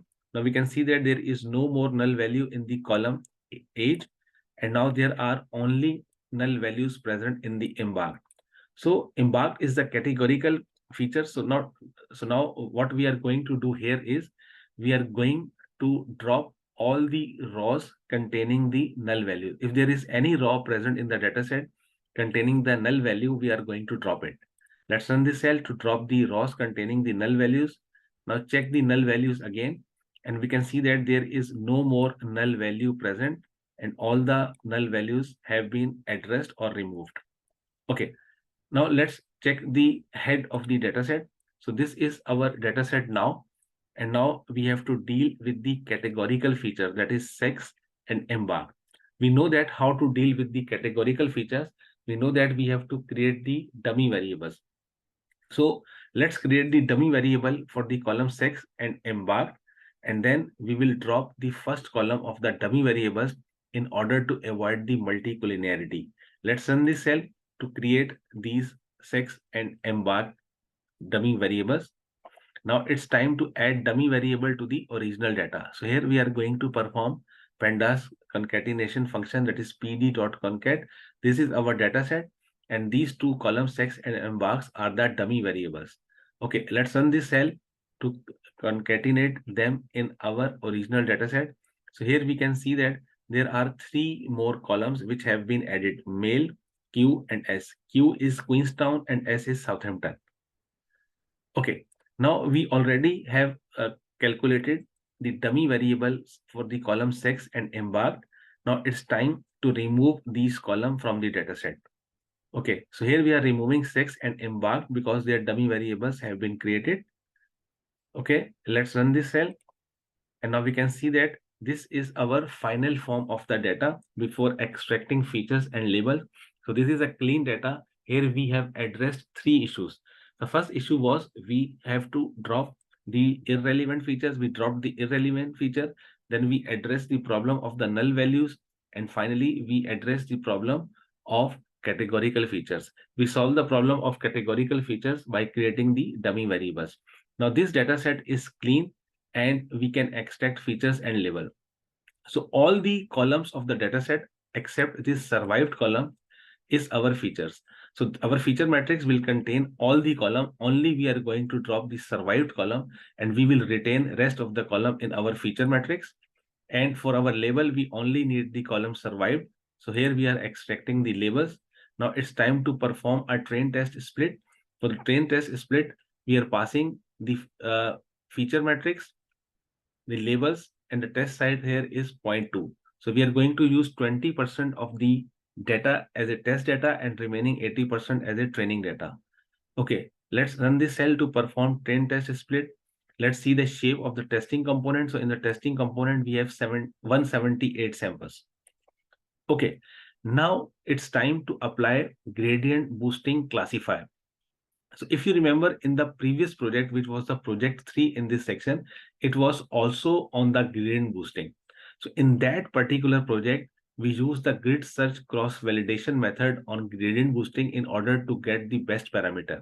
So again, in this project, we are going to do the same. So the first step is, since the gradient boosting classifier is an ensemble network, so first we are going to import it from the sklearn.ensemble, and then we will passing the parameters. So important parameter for the gradient boosting classifier are the number of estimators, the maximum depth, and learning rate. So here we are passing the different possible combinations of these parameters to the gradient boosting classifier. So let's run this cell to import the gradient boosting classifier, then create the parameter grid. And here we are instantiating the gradient boosting classifier and we are calling it model. And here we have passed the grid search cross validation. We have basically created the grid search cross validation function, and we have passed the model, the parameter grid. The split is 5 here, that is cross validation is 5 here.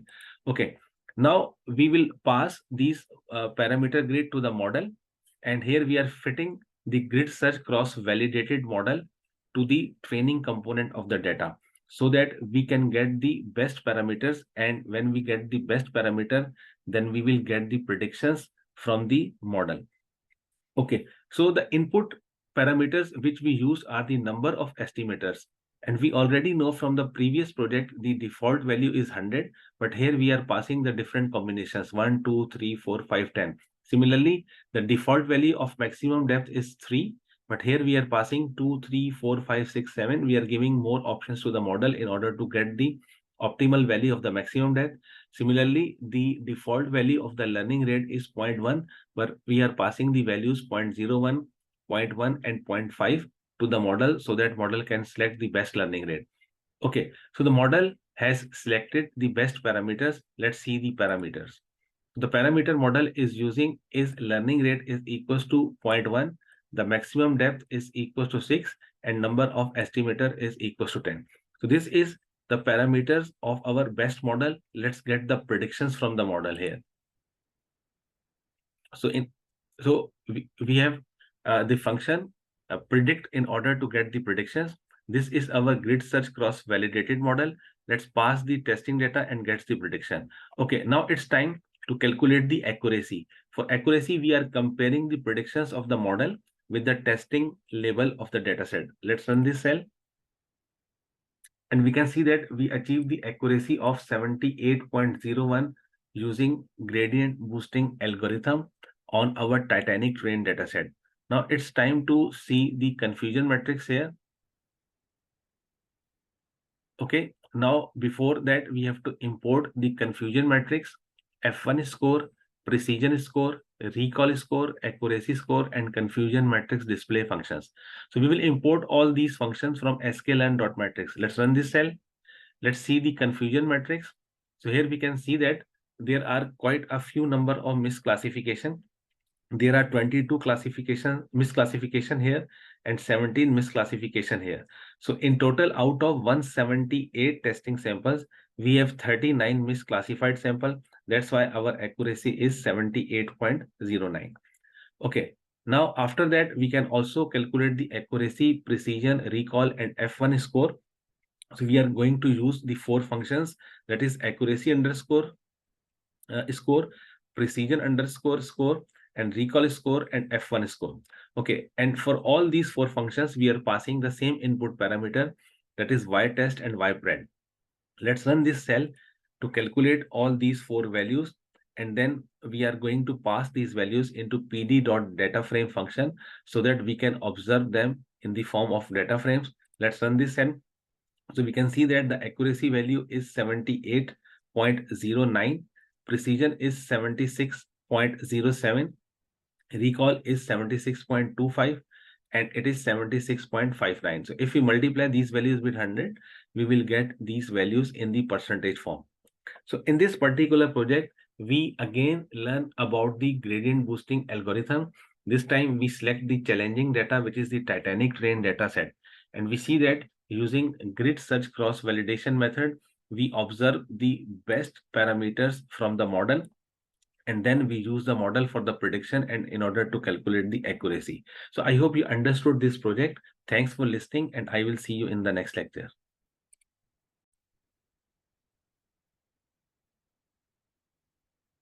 Hi everyone, welcome to this lecture. So in this lecture, we are going to learn about the third kind of boosting algorithm, which is extreme gradient boosting, or in short, XGBoost. And we will also see how it is different from the regular gradient boosting. So XGBoost is the regularized form of gradient boosting where L1 and L2 regularization is used.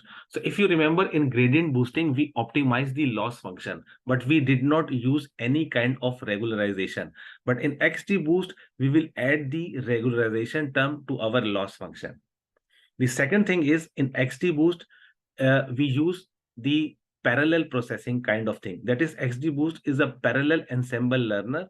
It provides parallel tree boosting, and therefore its training is fast.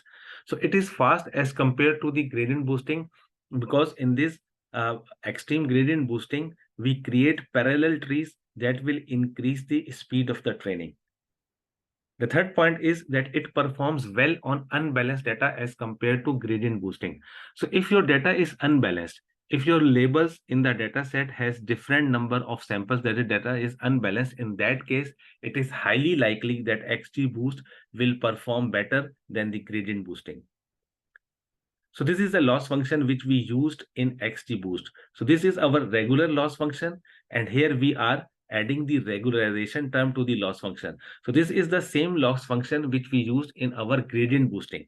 If you remember the steps in gradient boosting, which we learn with the help of numerical example, that this is the equation for calculating the residual, that is the error, difference between the actual value or the predicted value by the model. So here we are using sum of square error. This is the error. Here we are squaring the error, and here we are taking the sum. So this is the sum of square error, and here we are adding the regularization term. So that is the total loss function of the extreme gradient boosting. Okay, so this lambda is the regularization term, and we have learned about this lambda in our L1 and L2 regularization, which we learned in our section of regression analysis. Okay, now this W or omega are the weights associated with the terminal node of the tree. We know that in the gradient boosting, we have a base estimator and a residual model. So if both models are the decision trees, in that case, we have the leaf nodes. So these are the weights associated with the leaf nodes. Let's understand the concept of what is this omega, which is the L2 norm of the leaf score. So if we have a root node and these are our three leaf or terminal node, so if the weight associated with the first leaf is 0.1, then with the second is 1, and then with the third is 1.5. So we will calculate the regularization term in that way. That is half lambda, and here we have W square or omega square. So the first value of the weight is 0.1. We will square it, then add the second weight, and then add the third weight. Then if we add all these values, square them and add all these values, we will get 3.26. So in this way, we calculate the value of omega. So this omega is the leaf score of the extreme gradient boosting algorithm, or the trees which are present in the extreme gradient boosting algorithm. And here is the lambda value. So we can select lambda by manually, or we can also select the value of lambda using grid search method. So in this lecture, we learn about the extreme gradient boosting. We see that if we add the regularization term in the regular gradient boosting, we get the extreme gradient boosting. It is fast as compared to the regular gradient boosting, and it performs well on the unbalanced data. So I hope you understood the concept of extreme gradient boosting. Thanks for listening, and I will see you in the next lecture.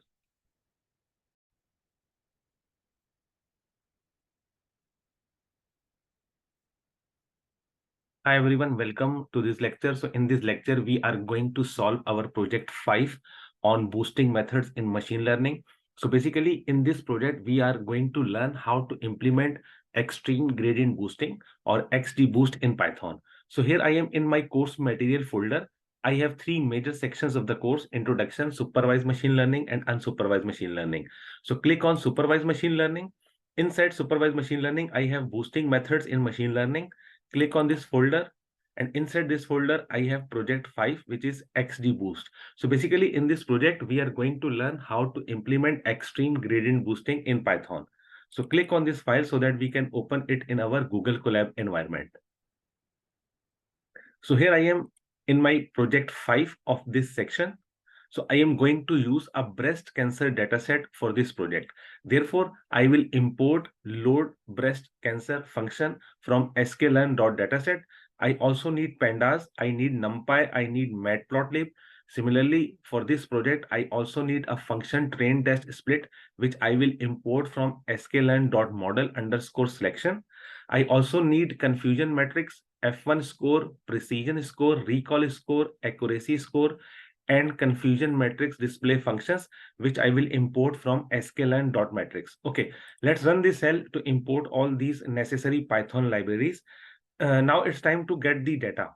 Since we have decided to use the breast cancer dataset in this project, so I am going to import it from sklearn.dataset. So here we just need to write load_breast_cancer, and we will be able to load the dataset. So we are going to load the dataset in the form of data frame. Therefore, we have written as_frame is equals to true, and df is equals to data.frame and df. Okay, so let's run this cell. So this is our data frame. This is our breast cancer data set in the form of pandas data frame. Now, if we see the shape of the data, we have 569 rows and we have 31 columns. Now, out of these 31 columns, we will use 30 columns as a feature, and the 31st column is our target. So if we scroll towards the right, we can see that the last column is the column of the target, and it has two possible values, that is 0 and 1. Okay, so this is our data which we are going to use in this project. Now, let's check if there is any null value in the data. So for this, we are going to use df.isNull.sum. So here we are getting the information about all the columns of the dataset, and we can see that there is a 0 written against each value of the column. That is, there is no null value in any of the column. Okay, since data is clean, now it's time to extract features and target. So features are all the columns of the dataset except the last. So here I am going to extract all the features except the last for the feature matrix, and for the label, I am going to extract only the last column. Okay, let's run this cell to extract features and targets. Now we can see the feature matrix. If we see the feature matrix, now we have 30 columns in a feature matrix and 569 rows. That is, in our feature matrix, we have 569 samples and 30 columns. Okay, now let's check the unique value of the labels. Let's run this cell. So we can see that we have two categories for this data set, that is 0 and 1. 0 means no cancer and 1 means a cancer. Now, after extracting features and labels, it's time to perform train test split. So we are going to use a function train_test_split. So here we are passing two input values first, that is the feature matrix label, then the percentage of a testing size. So here we are using 20% of the data as a testing data. It means remaining 80% of the data will be used as a training. The other important thing is that we are going to use random_state is equals to 42. So that every time I split the data, I will get the same sample in the training component, test component, also in the training labels and the test label of the dataset. Let's run this cell to perform the train test split. Now here is the time to import the XGBoost classifier in our Google Colab environment. If you see, I am not importing it directly from sklearn. We will see why. Here, first I am importing XGBoost, and then from XGBoost, I am importing XGB classifier, that is extreme gradient boosting classifier. Let's run the help function on XGB classifier to observe the document about the XGB classifier. So this is the method of importing XGBoost classifier in Python. Okay, let's run this cell. So here is the document about XGBoost classifier. We have to scroll to the up so that we can see the function. So here we can see that this is the important line. This is also one of the important line. Here we can see that implementation of an sklearn API for XGBoost classification. Basically, we are implementing sklearn API for the XGBoost classification. So there is an API of scikit-learn library which we will use for the XGBoost classification. So for this, we import XGBoost first, and then from XGBoost, we have imported XGBoost classifier. If we see the important parameters, there are a lot of important parameters, but we know that this is an ensemble network, and usually in ensemble networks like in random forest and in boosting algorithm, we usually use trees as a weak classifier or a base classifier.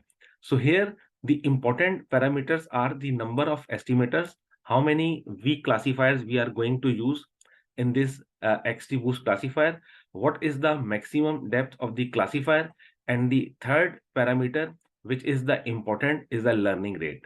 So when we will use a grid search cross-validation method for XGBoost classifier, we will use these three important parameters. That is the number of estimator, the maximum depth, and the learning rate. Okay, so now we have observed the document of the XGB classifier. Now it's time to implement it. Okay, as a first step, we are going to pass number of estimator is equals to 1. So the purpose of passing number of estimator is equals to 1 is that we want to see the most important feature which is observed by XGB classifier. Okay, let's run this cell, and we are here instantiating basically XG classifier for n or the number of estimator is equals to 1, and we are calling it as a model. Now it's time to fit the model to the training component of the data. Now, after getting that training, it's time to get the prediction from the model by passing the testing component to the model. Here we have the predictions. After the predictions, we can calculate the accuracy by comparing the prediction with the testing component. So the accuracy is 94.75 with only one estimator. So we can see that here, if we pass only one base estimator to XDB classifier, our accuracy is 94.74. Okay, now let's plot the confusion matrix. So we can see that in the confusion matrix, this is a correctly classified sample. This is also a correctly classified sample. So there are only 6 samples which are misclassified. Therefore, our accuracy is very high, that is more than 94%. Okay, since we have passed number of estimator is equals to 1, therefore it's time to get the important feature. But before important feature, we can also observe the accuracy score, the precision score, the recall score, and F1 score. Okay, let's see. So we can see that if our accuracy is 94.7, our precision is also higher than 94%, recall and F1 score as well. The reason is, since the data set is clean, there is no unbalanced thing in the data set. Therefore, all these 4 metrics are close to each other. Okay, now it's time to get the important feature because we have passed number of estimator is equals to 1. If you remember in ADA boosting, we did the same. That is, we pass number of estimator is equals to 1 in order to find the best feature by the ADA boost classifier. Here again, we are going to find the best feature, but here our model is XD boost. Okay, let's run this cell. So the function is model.feature underscore importances underscore. Okay. So these are the 30 values of the feature. If we see that this value is high as compared to any other value. Okay, all other values are 0.0, 0.0, and here we have not 0 after the decimal place, we have 779 value. So this value is highest value of the feature. Let's find the index of this high value. So for index, we have to pass this function model.feature underscore importance to argument max in order to find the index of the maximum value. So we can see that the index of the maximum value is 7. Let's see which feature is present in our feature matrix at the 7th place. So basically 7 means the column will be the 8th column, because 7 means 8 because the index in Python start from 0.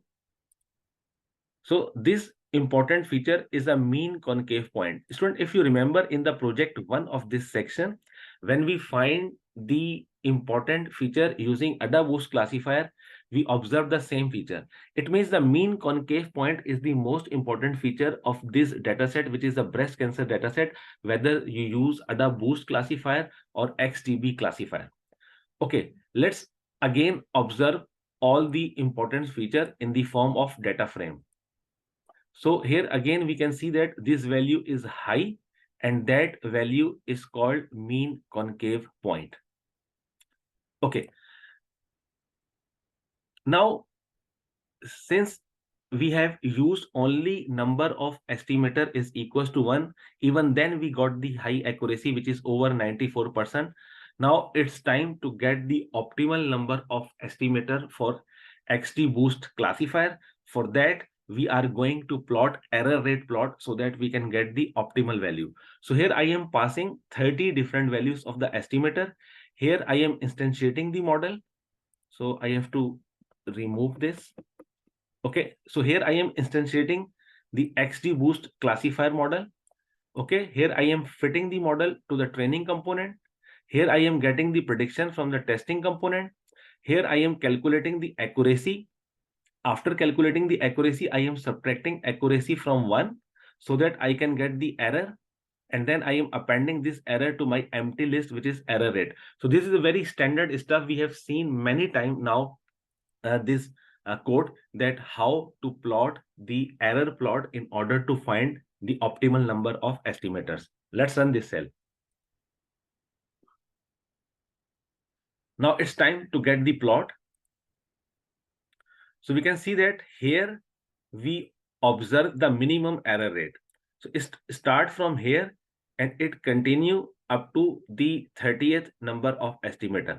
But for the very first time, when we reach to the minimum value of the error rate, how many number of estimators used? So we can count from here 1, 2, and 3. It means if we use only 3 estimators in our XGBoost classifier, we can get a better value of an accuracy.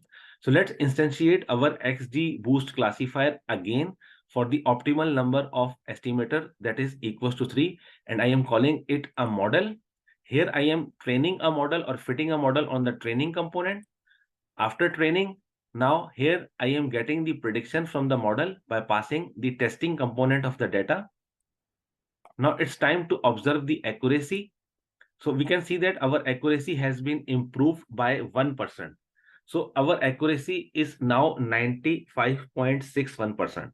So it is not a poor improvement. It is a good improvement. The reason is that we are already at a very high accuracy. When we passed number of estimator is equals to 1, even with number of estimators is equal to 1, we achieve the accuracy 94.7.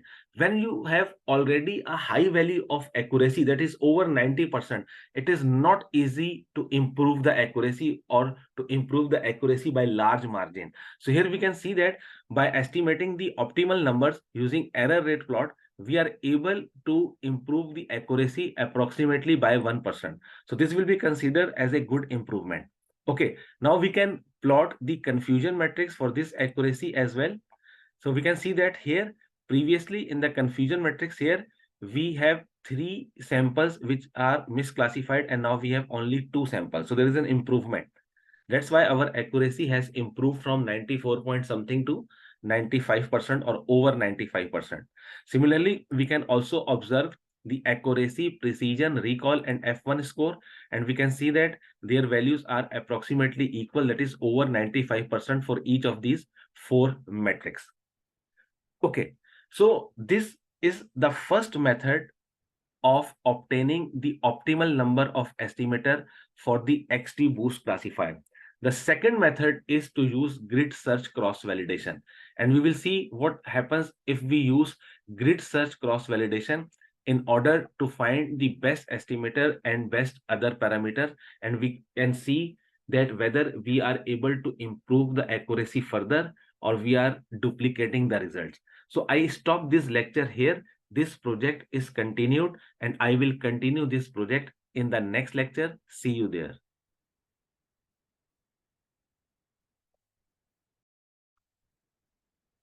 Hi everyone, welcome to this lecture. So in this lecture, we are continuing our project 5.